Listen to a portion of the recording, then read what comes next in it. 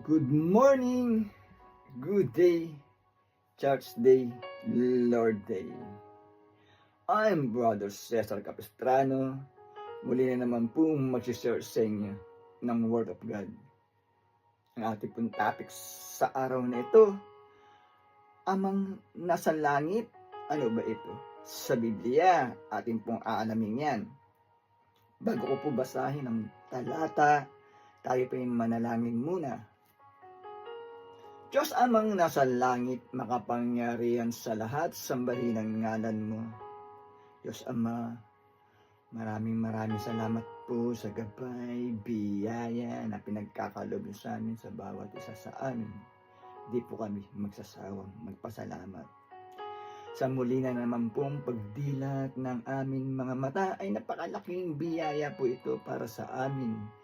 Muli na naman po namin magagampanan ang aming tungkulin para sa aming sarili, pamilya, trabaho, at kaawaan niyo po kami. Diyos Ama, kung kami po ay nagkukulang sa inyo, papasukin niyo po sa amin ang iyong presensya upang sa ganun po ay lubos namin maintindihan ang iyong salita na buhay at makapangyarihan. Sa ngalan ng Panginoong Hesus. Amen. Father and sister, magandang araw na naman po ng linggo. Ang ating topic, amang nasa langit. Meron po tayong 2 talata sa araw na ito. Bago ko po basahin ang talata, ay ating pong pakinggan maigi upang lubos po natin maunawaan. Meron po tayong 2 talata sa araw na ito. Aking babasahin muna ay nasa Mateo chapter 6 verse 14 to 15.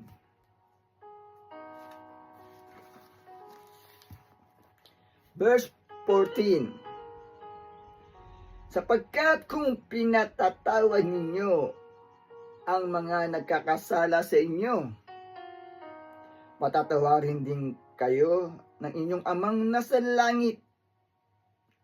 15. Ngunit kung hindi ninyo pinatatawad ang mga nagkakasala sa inyo, hindi rin kayo patatawarin ng inyong Ama.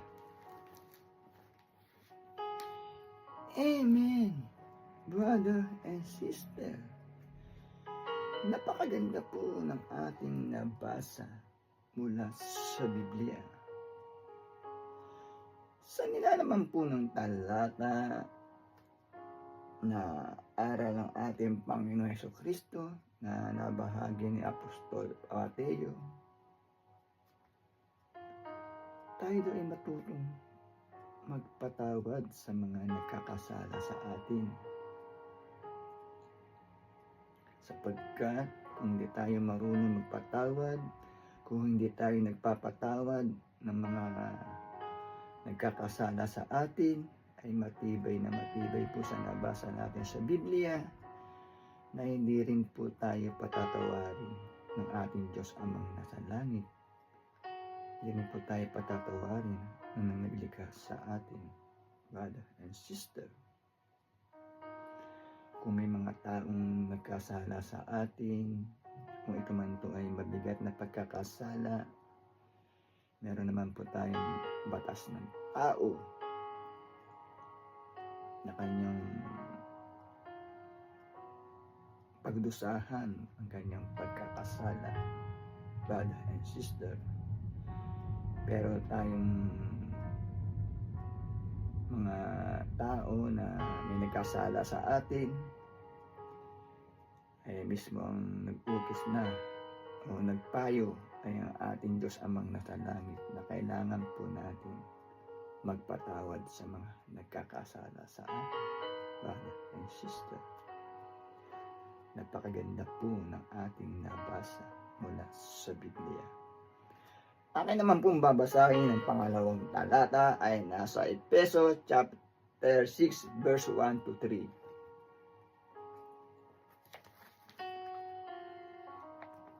Verse 1. Mga anak, sundin ninyo ang inyong magulang alang-alang sa Panginoon, sapagkat ito ang nararapat.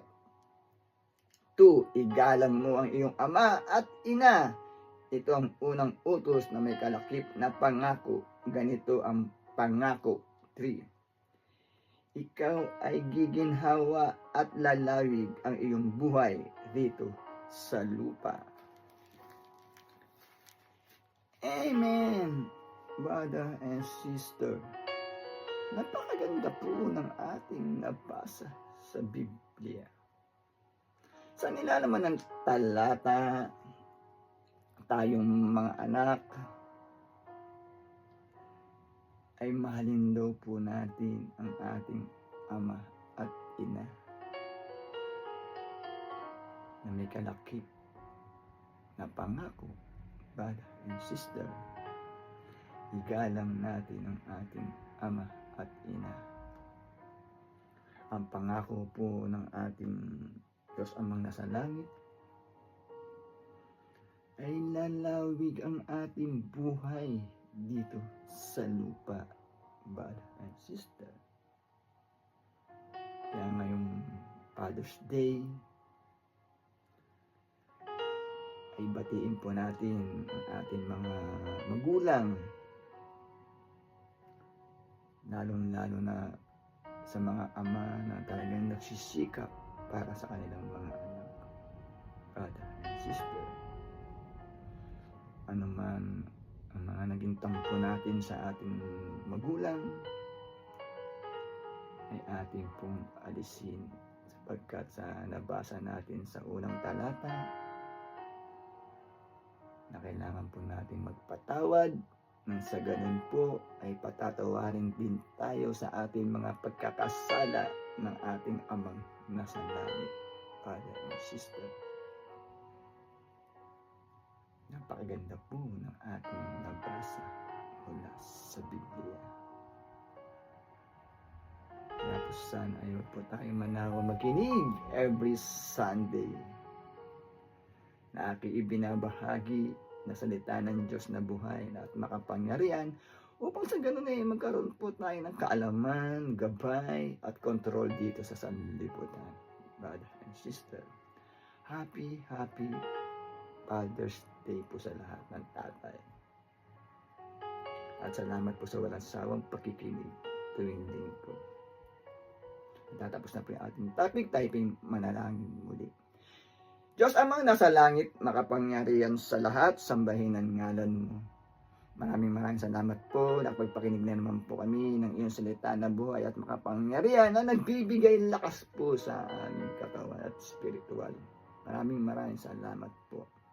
Sa pangalan ng Panginoon Yesus, Amen. Brother and sister, lagi po tayong mag-iingat at magdadasal. God bless to all. Happy Father's Day to all.